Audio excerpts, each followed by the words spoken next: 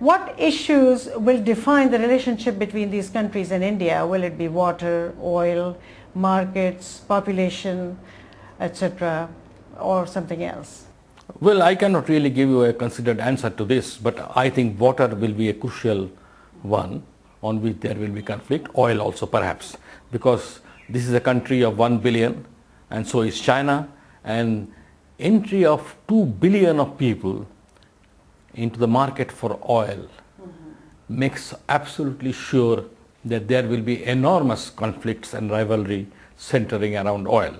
And my suspicion is this, that this conflict and rivalry will in deep sense hamper India and China in their quest for new status as a global power, because even our military machines are heavily dependent on oil. Right.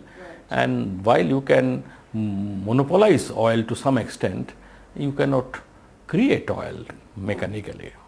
Okay. We have to depend on the existing oil supplies. What will be India's major strength in the global village? I think it's democracy, particularly the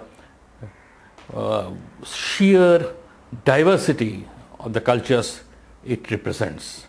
Whatever you do, the fact remains that in India so many experiments in lifestyle, in visions of life, in wellness, in well-being are being tried out by so many groups of people, not because they are trying, but they live their different lives in their own way, following sometimes traditions, borrowing something from modernity, borrowing from other regional and all local cultures. And this very diversity, the very fact that there are so many kinds of Indians, so many communities which are trying to adjust to some of the common issues of humankind, I think that sense of experimentation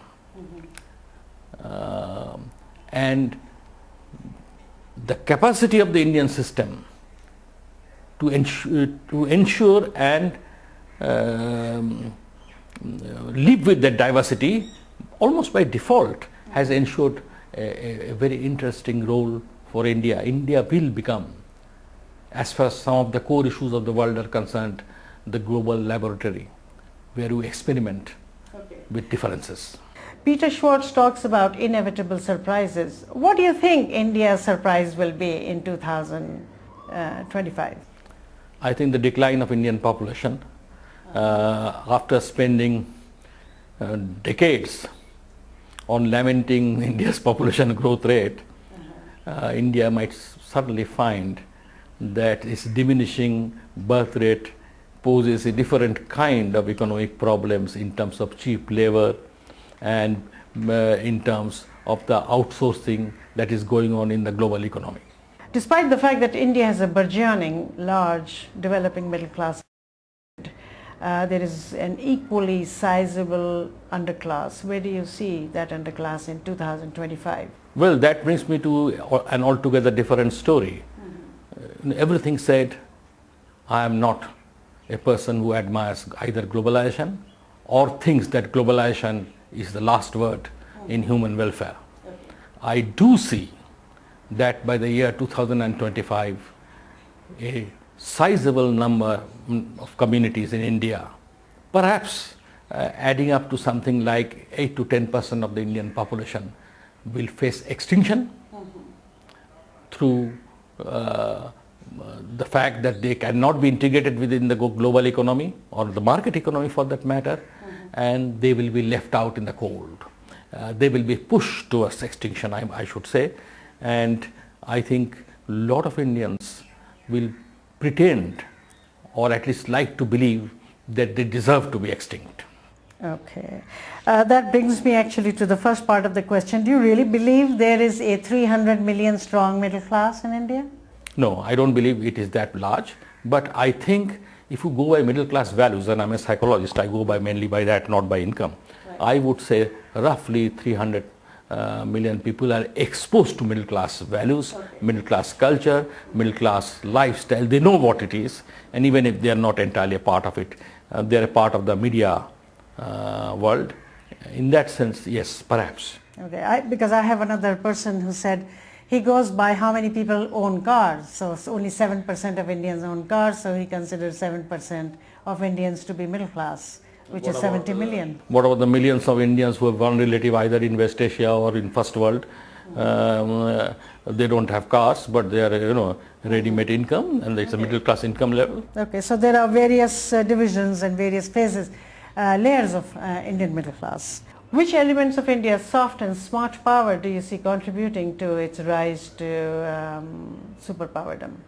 Its diversity and its tolerance, which is under jeopardy now. Because a nation state always encourages monolithic cultures, nation state always looks down upon issues which seem to divide the people. Actually, what they think might stand in the way of India's progress are exactly the thing which has enriched India over the centuries, which has given us our viability and our soft power.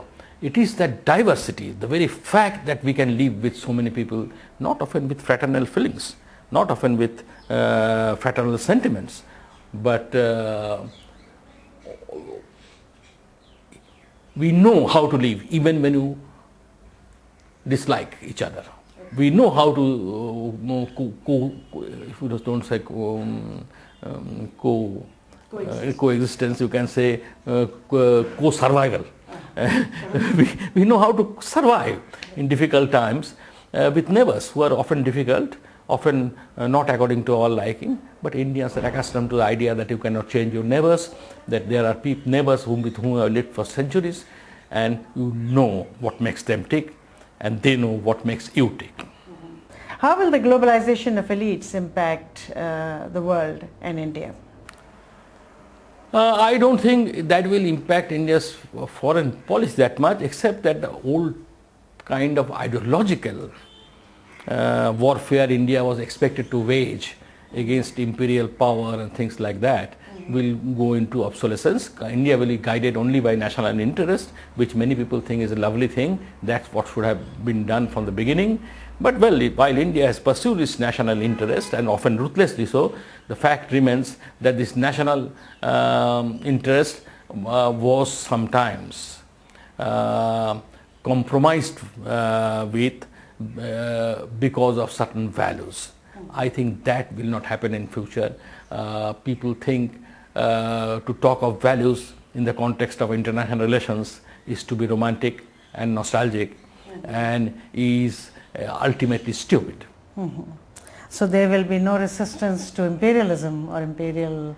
I mean, that's not the category they will use. Exactly as they are made up with the Russian, not Russian, I mean made up with the, exactly as they are made up with the Burmese junta, similarly they will make up with anybody who serves Indian national interest.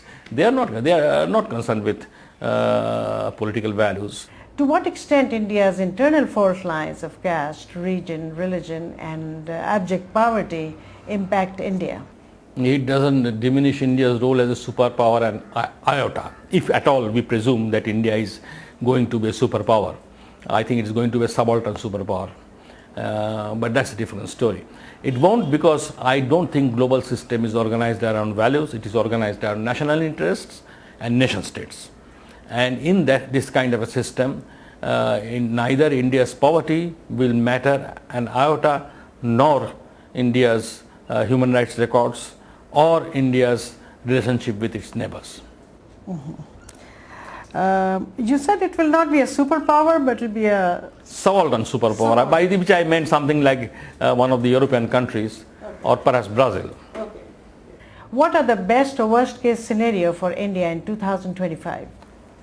The best case scenario is this, that India, after acquiring this economic might and after being wooed by the developed world, decides to build directly a more human society and gives up the ambition